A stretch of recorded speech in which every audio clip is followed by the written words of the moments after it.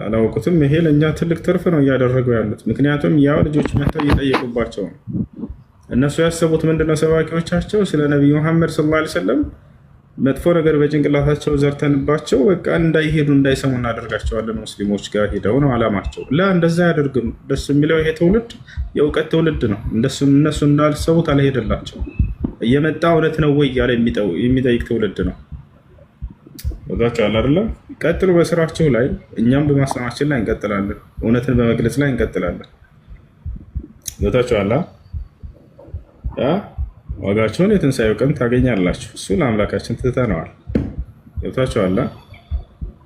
እንዲህ አይነት ሰዎች ስታዩ ጊዜ ጀሃነም እንደተፈጠረች የዛኔ ይገባቸዋል።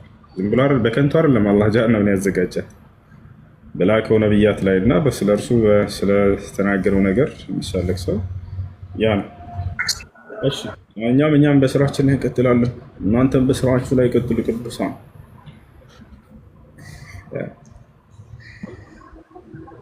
ሰላም አለይኩም።